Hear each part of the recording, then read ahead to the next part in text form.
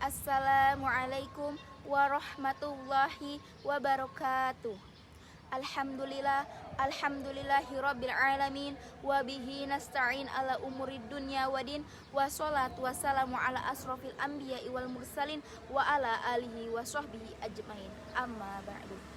Awalan hayya bina nashkurullaha azza wa jalla alladzi qad a'tana nikmatan katsiratan hatta nastati'a an nahtafila fi hadzal makanil mubarak insyaallah. Sanian salatan wa salaman daimaini wa mutalazimaini ala habibina Mustafa Muhammad sallallahu alaihi wasallam.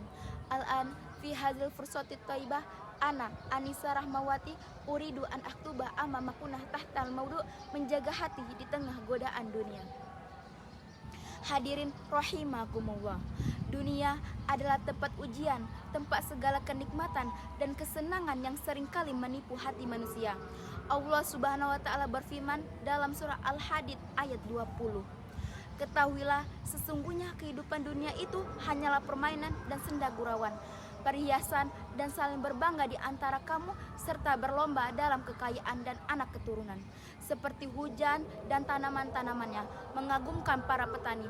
Kemudian tanaman itu menjadi kering dan kamu lihat warnanya kuning kemudian menjadi hancur.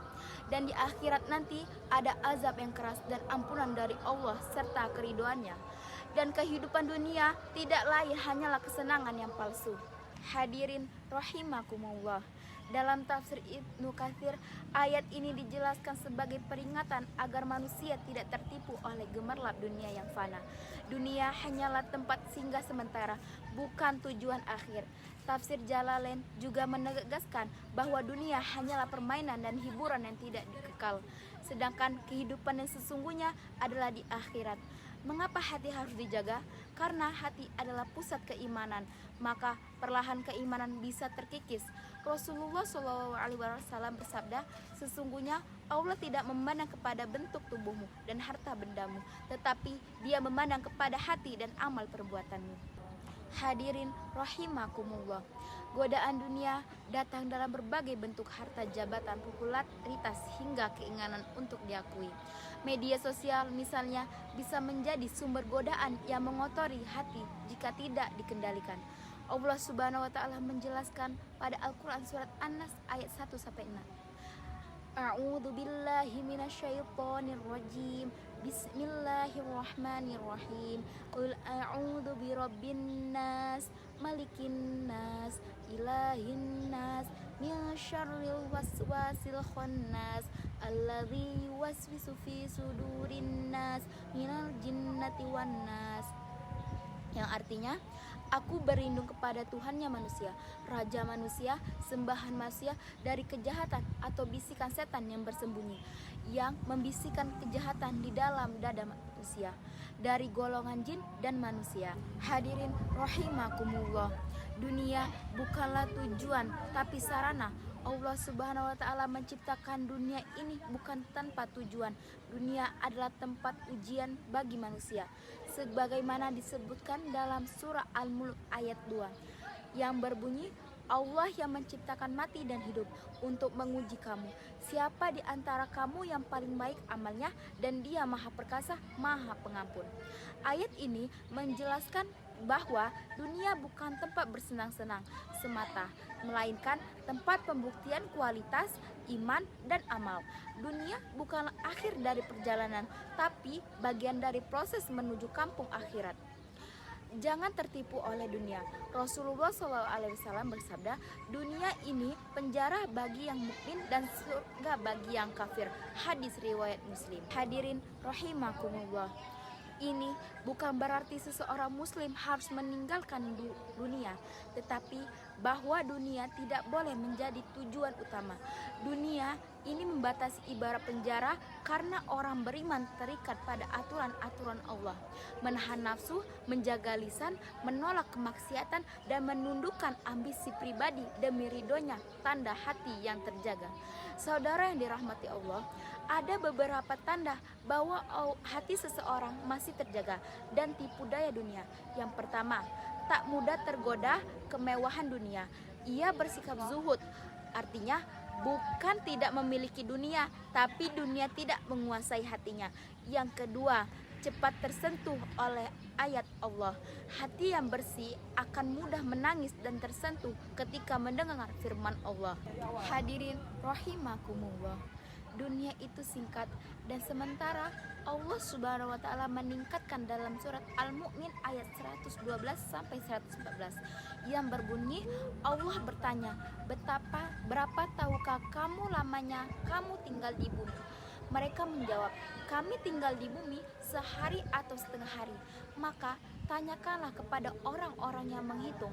Allah berfirman, kamu tidak tinggal di bumi, melainkan sebentar saja. Jika kamu sesungguhnya mengetahui, saudaraku, hidup ini sesungguhnya sangat singkat. Namun seringkali kita tertipu, seolah-olah hidup ini akan berlangsung selamanya. Kita lalai bahwa usia hanyalah sebentar, dan hari kematian selalu mendekat, tak pernah mundur. Hadirin rahimakumullah, dunia ladang ujian, bukan tempat tujuan. Dalam surah Al-Baqarah ayat 155, Allah Subhanahu wa taala berfirman, dan sungguh kami akan menguji kamu dengan sedikit ketakutan, kelaparan, kekurangan harta jiwa dan buah-buahan, dan berikanlah kabar gembira kepada orang-orang yang sabar.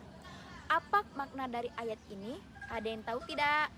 Bahwa dunia adalah medan ujian. Kesehatan diuji, harta diuji, keluarga diuji. Tapi semua ujian ini adalah bentuk kasih sayang Allah agar kita kembali kepadanya, memperbaiki amal dan tidak terikat pada dunia. Hadirin rahimakumullah, betapa banyak manusia yang semula taat namun akhirnya berpaling karena cinta dunia. Dunia memang indah, menggoda dan mempesona, tapi justru karena itulah dunia bisa menjadi hijab antara kita dan Allah. Hadirin rahimakumullah, ada yang tahu tidak bagaimana cara menjaga hati? Pertama, menjaga hati itu adalah memperbanyak zikir dan ingat Allah. Zikir adalah banteng hati dari godaan dunia. Dengan mengingat Allah, hati menjadi tenang dan tidak mudah tergoda. Kedua, berlindung kepada Allah dari godaan syaitan. Allah berfirman dalam surah Al-A'raf ayat 200, dan jika kamu ditimpa suatu godaan setan, maka berlindunglah kepada Allah. Sesungguhnya Allah Maha mendengar lagi Maha mengetahui. Yang ketiga, mengontrol nafsu dan keinginan. Jangan biarkan nafsu menguasai hati. Tempatkan kenikmatan dunia pada porsinya, jangan berlebihan. Yang keempat, bersyukur dan sabar. Bersyukur atas nikmat dan bersabar atas ujian adalah kunci menjaga hati yang bersih. Hadirin rahimakumullah, kesimpulan ceramah singkat saya ini adalah menjaga hati di tengah godaan dunia adalah perjuangan seumur hidup. Dunia hanyalah persinggahan, akhiratlah tujuan kita. Jangan biarkan hati kita terikat pada dunia, tapi jadikan dunia sebagai ladang amal menuju ridha Allah. Akhirul kalam, wallahu muwaffiq ila aqwamit thoriq. Wassalamualaikum warahmatullahi wabarakatuh.